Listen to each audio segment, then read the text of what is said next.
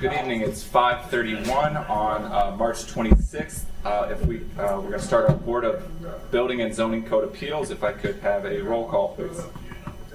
Mr. Brown. Here. Mr. Griffith. Here. Mr. Jameson. Mr. Kanzler. Here. We could stand for the Pledge of Allegiance, please. I pledge allegiance to the flag of the United States of America and to the republic for which it stands, one nation, under God, indivisible, with liberty and justice for all.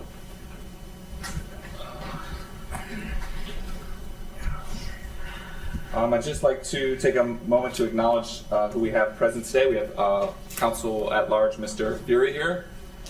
Building Commissioner is not here, but we have City Planner, Lynn Muter, Law Director, Matt Vizana. Yep. Sorry, bad with the names.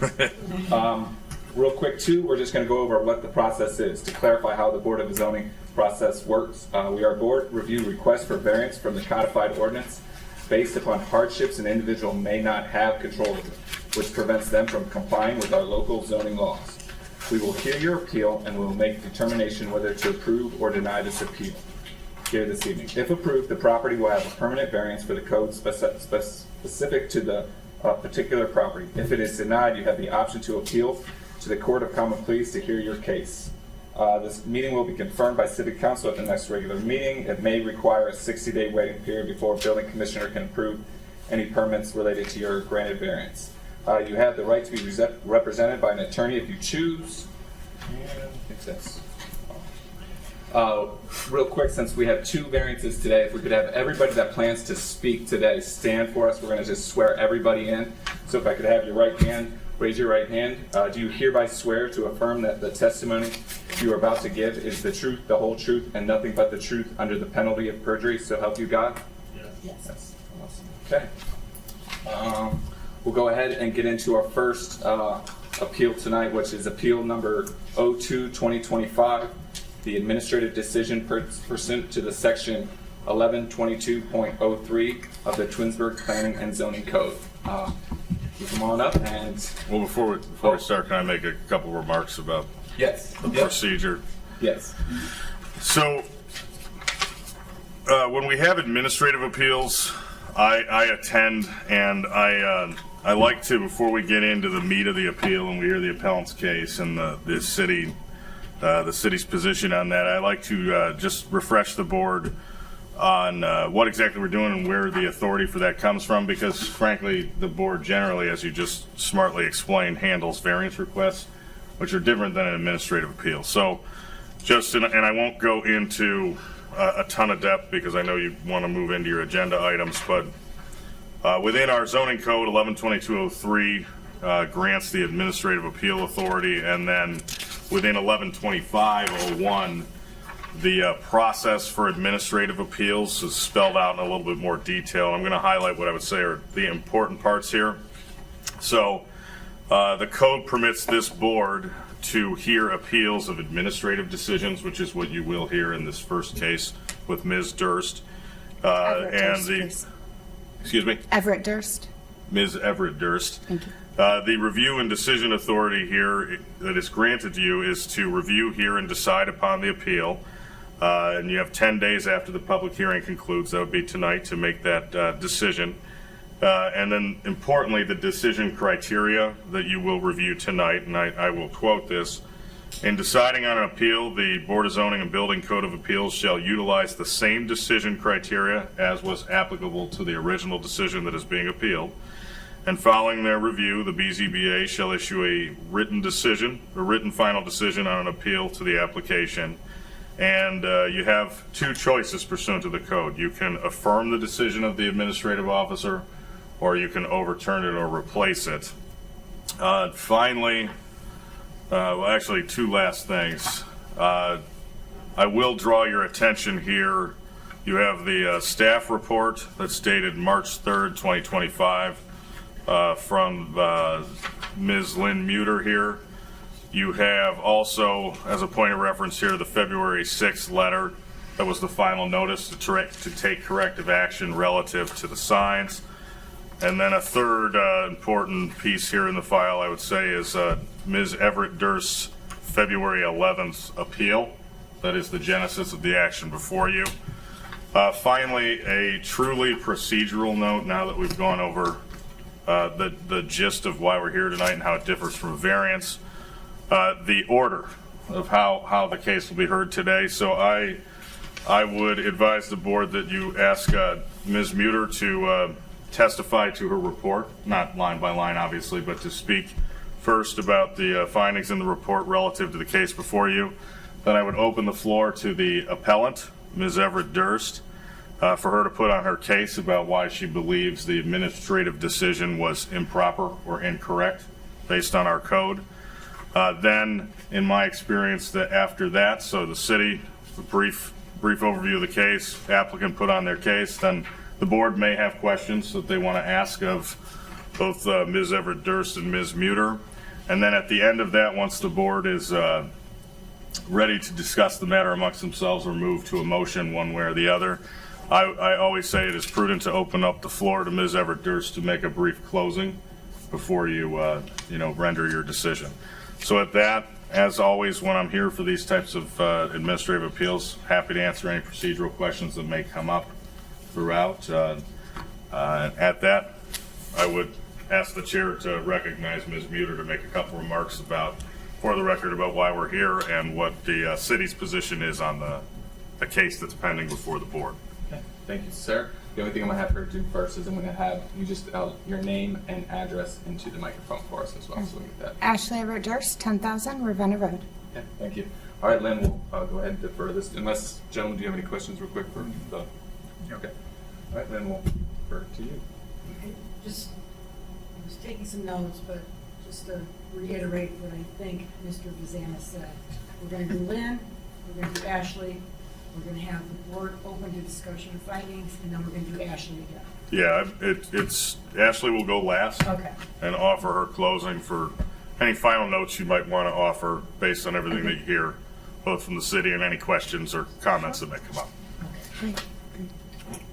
Okay, so with that said, I will keep this to the highlights. You have the planner's report. Excuse me, point of order. Yeah, have we turned on the recording? I did. Okay. The only reason I ask is I was looking at the mayor and I was not sure. I So did. I got the amplifier on, I got it. okay. I was chastised prior to the meeting about that. Do I have all the lights on? Okay. Windows closed. All right. Hey, All right. We're rolling. I know I'm not in my box. Yep. So All right. Okay, so you should have received in your packets with the applicant's materials in support of her appeal, a copy of the violation notice that Matt spoke of, and that was dated February 6, 2025. And you should have received a staff report dated March 3rd, 2025. The city found there to be a violation of the sign ordinance, and that's how we got to the point of a violation. The violation was related to yard signs in an R4 single-unit residential zone at 10,000 Ravenna Road. Specifically, 2 yard signs with a minimum surface area per sign of 6 square feet are permitted. 10-yard signs were displayed at the time of the violation, with 4 of the signs exceeding the 6 square foot surface area limit. That was the basis of the violation. In addition, the code is very clear with somewhat elaborate sign definition. I'm going to read that to sort of characterize that the signs that were displayed do in fact meet the definition of sign pursuant to our ordinance. The Twinsburg Planning and Zoning Code defines a sign as any words, lettering, part of letters, figures, numerals, phrases, sentences, emblems, devices, structures, costumes, designs, trade names, or trademarks by which anything is made known. In other words, copy. The messaging must be visible from a public street or an adjacent lot. The violation found that that definition of sign pursuant to our code was met, and that the time, place, and manner regulations that are permitted to be employed by municipalities were exceeded in terms of the number of signs and the size of the signs. That is the crux of the city's basis for the violations. I'd like to add to that some of the planner's comments that I have in your staff report. Our code recognizes the broad First Amendment rights of property owners to express their opinions. We do that by allowing 2 yard signs at a very generous time frame and a size of the 6 square feet. There's no distinction made between type of sign. Those regulations apply to for sale signs, garage sale signs, having a party here Friday night, whatever type of content may be presented on that sign. The standards that we have deployed in the ordinance must be met regardless of the content. The content neutrality requirement has been several times by the Supreme Court of the United States been made very specifically known through the time, place, and manner regulations. I would like to just make it very clear that the violation that was sent to the applicant was not an attempt to regulate free speech, but was just a notice of violation of our particular and allowable time, place, and manner regulations. That's all I got. Floor is yours. Okay. So the staff report that was noted, I have a copy of the response to the legal statements, and that to provide.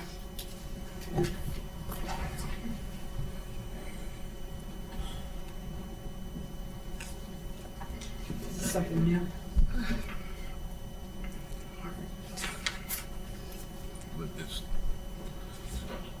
Is this a document that you submitted prior? So that's or the response to the staff report, the legal backing that is noted in the staff report. This is the response with the validity of my stance to clarify some of the remarks that were put into the staff report, as there are a few inaccuracies between the notice that was received, that final notice, and the staff report that was presented. So for clarification of those items, and to there might be a couple extra copies, and to save on time, the Supreme Court cases that Ms. Muter had mentioned, I don't want to bog everyone down with that, but wanted to provide that stance as well. Thank you for that. My question was much simpler than that. It was just, is this the first time Yes, that yes. this is being yes, submitted? Yes, Okay. and then I just wanted for anyone to explain what it was and what it was in response to. Ladies and gentlemen of the board, I stand before you to discuss my yard signs, which I consider decorations related to the season of justice. While some may view this as a petty issue, I want to emphasize that the ordinance is designed to enhance the safety and well-being of our residents. Importantly, yard signs can be exempt from many regulations provided they meet specific time frames that do not require heavy equipment to move them, just as the ordinance states and it was outlined. As a definition is not provided in the code, and a basic understanding can be reasonably understood as season can be referred to as a designated period of time, while decorations implies enhancements to our environment, related elements simply being items that complement the main theme. My motivation being rooted in a non-religious belief that I have the right to protect my daughters and my community within the legal limits, The Season of Justice was born out of a sense of urgency and some humor. If we allow signs to cover yards for birthdays as celebration, and when people put up a ton and cover their entire yard, then my signs should also comply, as are inherently neutral regarding the content. They simply need to meet the time frame and the movement requirements set forth in the ordinance. I understand this might seem trivial, but during the Twins Days parade, I found it pretty petty when police and city officials stopped throwing candy and waving at our house. While some guests may have commented on this, I obviously live on a very busy street.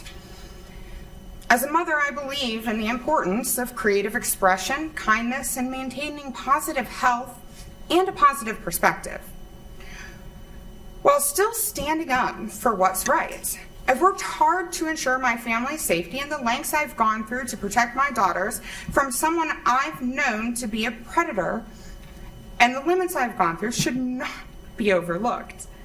The behavior of city officials indicated that perhaps being a little petty might be necessary. It's somewhat amusing that they waited until now to address a display I consider ridiculous, but legal. However, what truly concerns me is the way the evidence of misconduct was dismissed, despite the potential danger risk it posted. On the very day that I took my signs down, prompted by action, a woman was attacked and trapped over the course of multiple days, and this individual that my family is protected from, through the protection order that the city has been served with, has been indicted for strangulation, abduction, and domestic violence. Interestingly, he met this woman at Twins Days, the same day I installed my first yard signs and establishing my seasonal display. While I acknowledge that my approach might be unconventional, I was simply seeking safety and rights for my children. I refuse to be complacent in the face of danger. The evidence shows it made a difference, and it appears I've succeeded to some extent.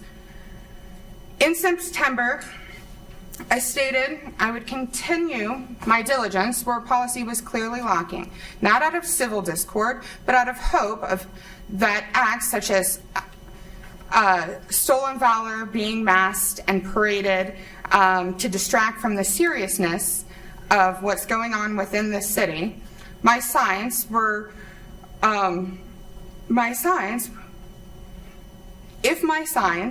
were truly an issue, why weren't they cited sooner? Why were my efforts overlooked, especially given the gravity of the situation? All I have ever sought is transparency. The conflict of inaction weighs heavier than the comfort of complacency as I use the rights I have left to protect my children. Perhaps the purpose of my signs was to spark discomfort after all. The crimes in our community certainly make me uncomfortable. In conclusion, I urge you to consider that the ordinance sponsored by John Durst is meant to benefit the safety and well-being of our community. Yard signs can indeed be exempt if the timeframes and movement requirements are met. I believe the staff response is well written, but infers requirements not found in the code and omits significant details of legal importance. Any other interpretation would be an unconstitutional infringement on my rights. I respectfully ask your support in upholding these rights and confirming my signs will remain in place or deny them and allow me to appear to a higher court of jurisdiction. To quote Harry S. Truman, America was not built on fear, America was built on courage, imagination, and unbreakable determination to do the job at hand. With hopeful, informed perspective, I maintain my position, and shall I proceed with the legal response? Because my argument stands simply as this, that yes, my signs are yard signs. That's there's no disputing it. They meet the qualifications. I'm very much aware of that. But what was omitted and what is inferred in the staff report, that the content or seasonal displays may need to meet a requirement such as holiday or religious notation. The terms of the term seasonal decoration and related elements not being defined within the ordinance also do not permit them to be interpreted in a way that I've put forth today. So it's for you to decide that it can seasonal be defined as a period of time, and the season not being neutral of content, not having to refer to religion or anything like that. Are they exempt as the exemptions in the ordinance for signs under section 1116 noted in, while it is not provided in the staff report definitions, in my copy I have section 1116 signs include in the exemptions portion, section 111601F, the provisions of this chapter 1116 do not apply to sections 1116.01F4, seasonal lightings, decorations, and related elements that are in place for less than 61 consecutive days and do not require heavy equipment to move or remove. The refusal to acknowledge the additional elements that lead my yard signs, that allow my yard signs to be exempt, being ignored, makes the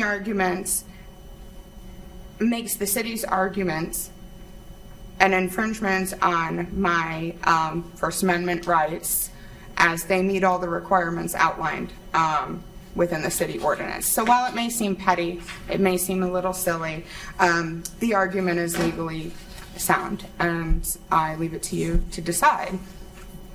With those terms not requiring a specific definition in our city ordinance, could they be defined in such a way that the season of justice, as there are relevant cases being presented up to the level of the Ohio Supreme Court regarding this conduct in the city, that the season of justice is not a valid argument that my display has met all the other requirements and should not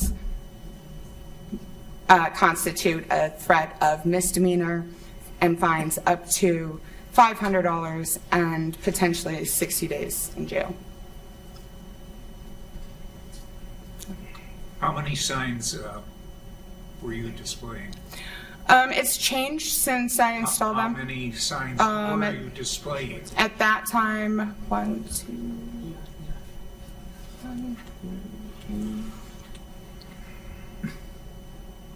I think either 8 or 10. 8 or I'd have to 10 look at the signs. pictures. Mhm. Okay, and the ordinance permits you to have 2, right? Not under the exemption. It says that my yard signs are exempt as long as they're related elements to a seasonal display. That's your interpretation, right?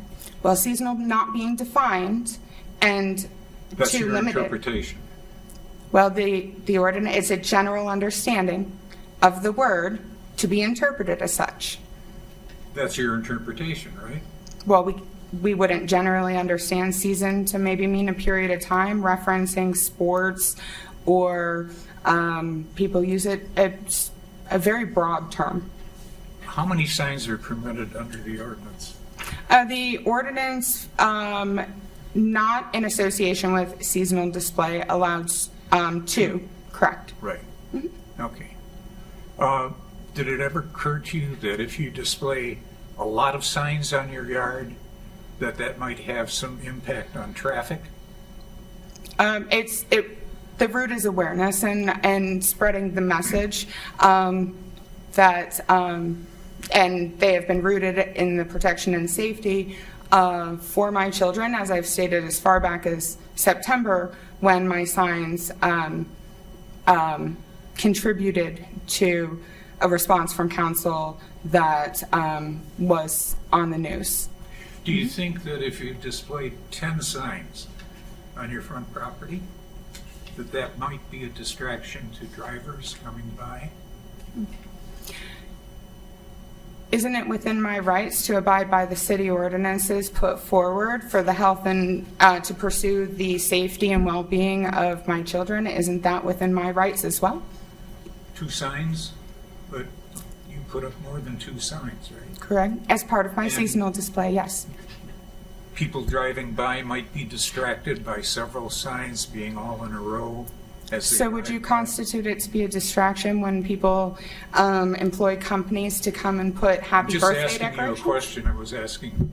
It would be the same relevance. I said it is something that's eye-catching. It's a seasonal display. It's meant to be engaging and to decorate or enhance your property. The content and the root of why the display is put up is not what is to be argued. Multiple people utilize, the seasonal display in different ways throughout the year, and as long as it's compliant in that way, the city's code does allow it. So all I'm suggesting is that if you had 10 signs on your front yard, okay, that might be a distraction to drivers, Yeah. and that could be a safety issue. Correct. You agree, right? I do. I also think that that negating a protection order and going to Great Lakes to try and attempt to provide the evidence based on the seriousness of it, resulting in a woman being attacked, possibly could have been prevented. So I feel that that is a greater safety concern than a possible distraction that my signs would create. The attack on this woman caused the county to indict him for strangulation, abduction, and domestic violence. I feel a slowdown potentially in front of an area that has different speed limitations based on the times of day. Potentially drivers slowing down near my property is a common occurrence, and not as great of safety concern when the concern is someone being killed, and potentially. we understand that and we Yeah. get that, but that's not for us to decide. Exactly. This board. So, Exactly. So, but the issue is, and you just said it, is that your signs aren't for decoration or seasonal. They have a purpose rooted in the belief. Yeah, but and for you this, stated it's for awareness. Exactly. It's stated for a statement, but not decoration, not seasonal. Oh, but it's the season of justice I get related to that. relevant cases. You can't say that it's not defined in such a way because it is not limited You based said on the that. ordinance. No, legally, if it's not defined, neutral of content, rooted in the belief that these are imperative to the safety and protection of my children, my message is important, and I've ensured that if... I agree. Your Exactly. message is greatly important, Mm-hmm. and it's what you're saying. It's your message, right? Which you have the right to do. But Exactly. you also have to follow the ordinance, right? Which I have. Right. Which is 2 signs, which you are No, right now, right? And it's not a seasonal decoration because you just said it wasn't a seasonal decoration. It's the season of justice. There's additional And cases that have reason. And that's what we're not going to. I just think we're going to spin tires on that. right? Exactly. So Right, then what we're left with is if we can't agree on the interpretation because a general understanding applied to the definition of the word versus what the city's stance on it, if we're not in agreement, then it provides me the ability to appeal it to a higher level to review the definitions from there. Just pushing it. Sorry, Mike. You're right. You're right. Of course. I understand it. The mic next to you. It seems like a. Sorry.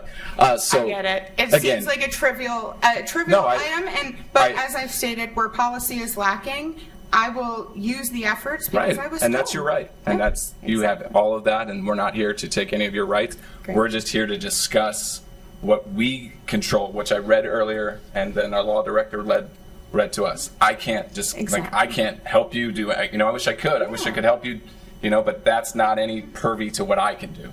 I volunteered to sit on this board to follow the ordinances that the city gave me. And then I have to interpret those. So your interpretation could always be different than my interpretation. Of course, that's why we're here We today. never have the same interpretation on No, things. it's fine. But again, so what we're going to do is, unless Tom, do you have any questions? Yeah, on I that? have, Everybody- how many signs do you have now? I have 2 now. What about the sign on the chimney? Oh, that was not noted as being non-compliant, so it But has see, remained. that's open to interpretation too. That It's still could be a part of my purpose. display. Well, you got, wait, Okay. you have 3 signs, technically, Technically, yes. okay? So are we not in compliance? You see how this keeps going? Yes, I very much understand. Okay. There's 1 on the chimney and there's 2 in the yard. Correct. I absolutely, 100%, I served 35 years to this country to preserve your right for freedom of speech and everything. As long as that sign is not illegal, immoral, or illicit. Correct. Okay? I support it 100%.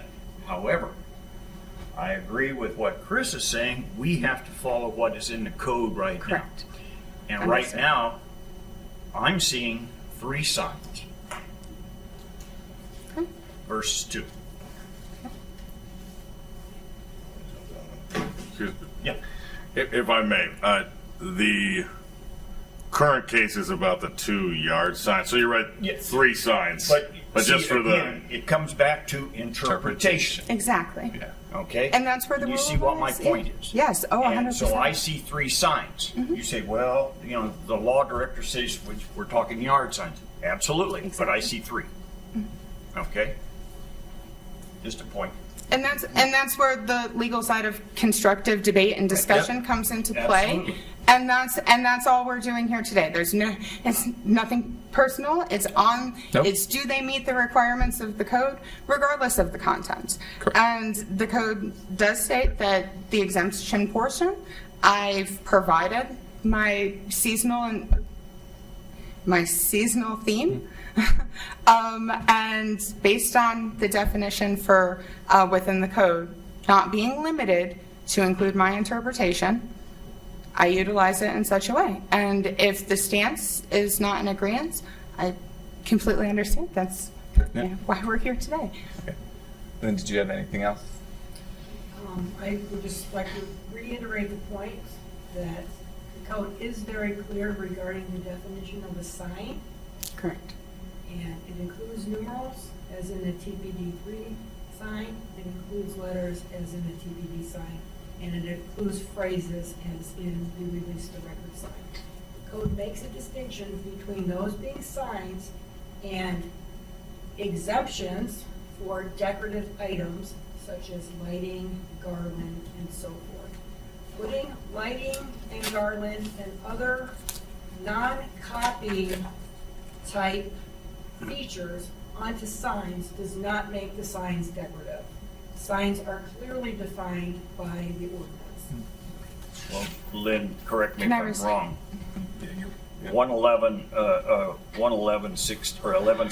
111603-B, okay, R4, yard signs 2 per lot, 6 square feet, minimum setback 10 feet. But down here under, it says allowed illumination, none. Correct. So in fact, the lighting, in essence, exacerbates the nonconformity of the signs Okay. that the applicant is calling decorations. Doesn't make them decorations. Can I understand? Yep. Yes. Yours. Yes. Thank you. And I'm in agreement. I don't dispute the stance on that.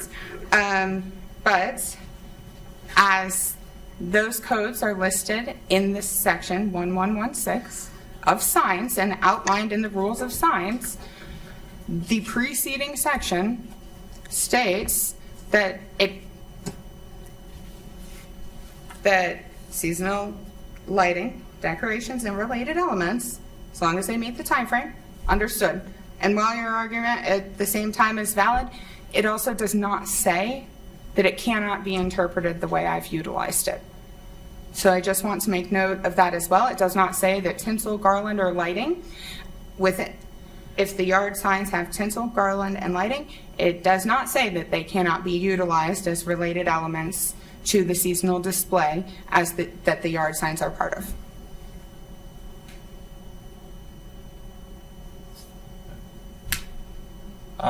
Okay, so we're going to go ahead and make a motion. Thank you. Appreciate it, all that. I'm going to go ahead and make a motion. I'm going to, at this time, I'd like to make two motions on the appeal 02-2025. We're going to handle them separately on these two motions. The first motion is to affirm the nuisance sign violation and order for corrective action issued by Jason Pastorius, acting zoning administrator, involving Ashley Everett Durst, resident of 10,000 Ravenna Road. Do I have a second?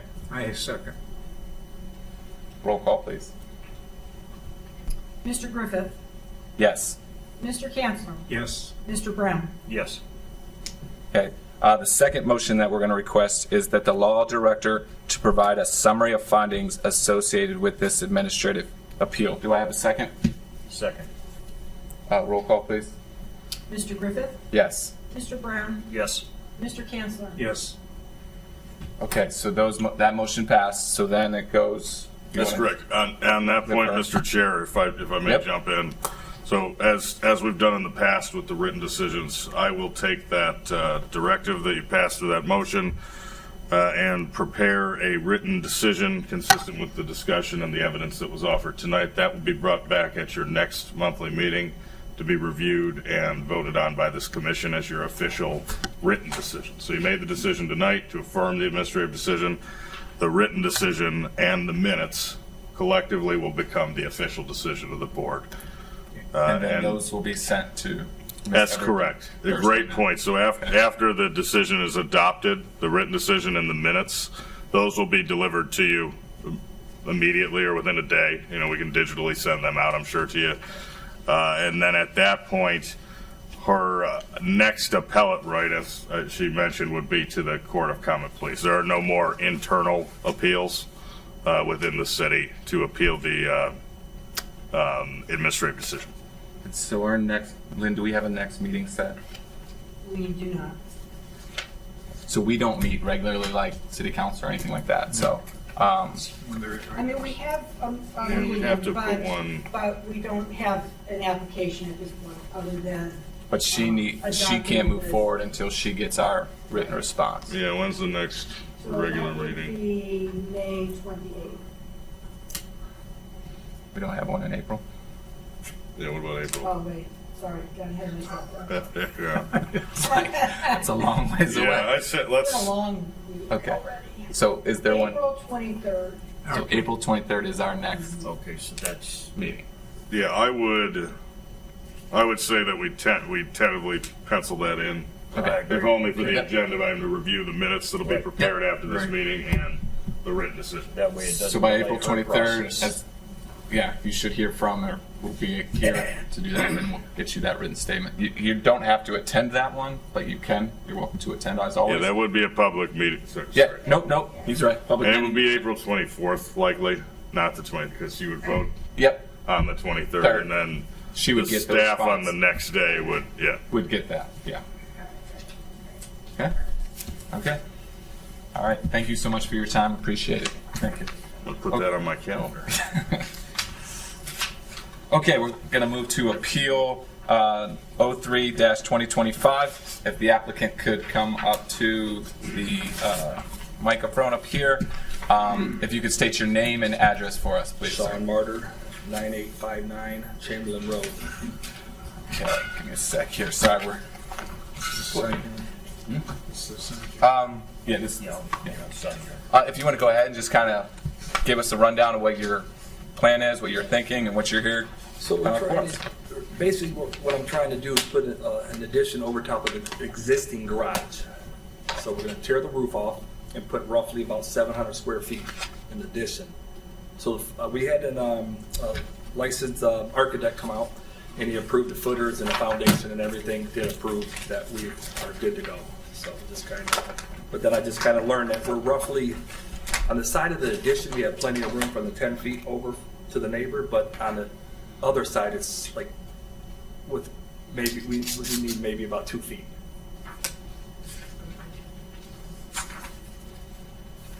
Tom, any questions from you? No, you're primarily going up. Correct, everything's going up. yes. And you're already in a non-compliant state, correct? Correct. The house was built prior to our zoning ordinance. Right. I think it was in 1952. Yes. So it is legal, what we would categorize as legal non-conforming. Okay.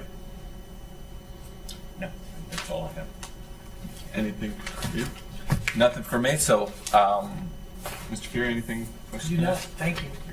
On this one? I would just like Oh, to man, add for the sorry. record that permit applications have been received by the building division. They've been approved. As Mr. Martyr stated, there was a question of structural soundness with the existing garage to support the second-story addition. We've overcome that obstacle, and the building department has confirmed through architectural review for the project that it'll sustain the second story. Okay. With that, I'd like to make a motion to approve the appeal variance for 03-2025. Do I have a second? Second. Exception. Yeah, I think fine, we should yeah. use the word exception. Yeah, this is under the new code. This is, and Oh. my apologies, I didn't catch that well. Not My, a variance, it's an exception. Exception. yeah, it's a legal non-conforming How use. long did it take to change? Keep up, Ed, come on. Sorry, guys. It's been a long one. Okay. Victor. Gonna go back here and step that. Yeah, but We'd yeah, like to exception. appeal the exception pursuant to the section 1125-05 of the Twinsburg Planning and Zoning Code. Do I have a second? Second. Roll call, please. Mr. Griffith, Yes. Mr. Brown, Yes. Mr. Kanzler. Yes. You're all approved on your exception, which is weird for me to keep saying. That's what it is. What are his next steps? I'm sorry, I'm drawing a blank on these. You're good. So there's a 30-day Yeah. timeframe where council can overturn the decision of the board. A lot of times we can waive that 30 days. This applicant has been waiting for quite some time for this hearing. Are you If requesting me to, are you requesting council to waive the 30 days? Please, yes. Okay. I will make that motion at the next council meeting as I give the report from this meeting. Thank you. And do we know that next meeting? Sorry.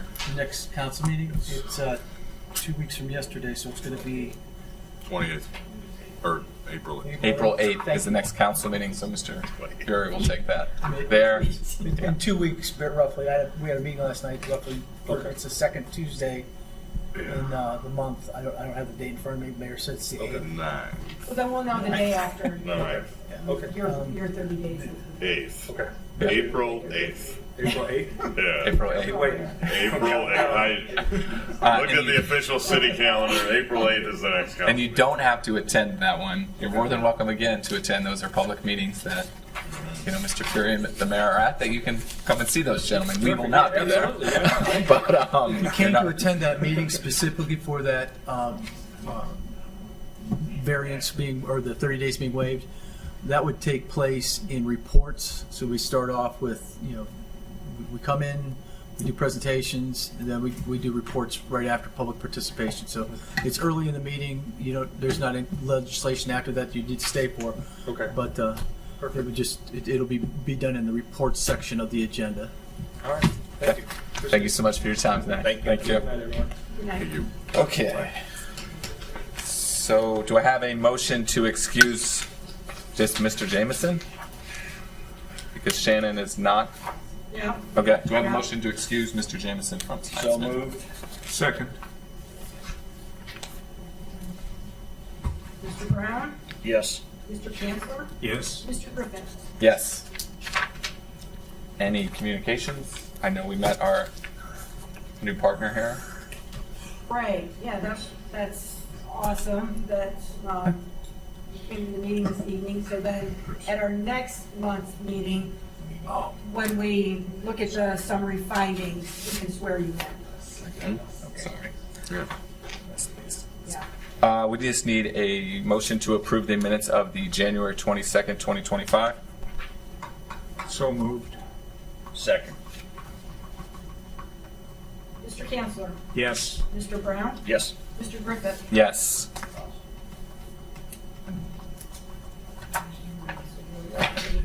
And then you'll have Danielle send us out a meeting reminder for the end of April, and we'll see if anything else comes.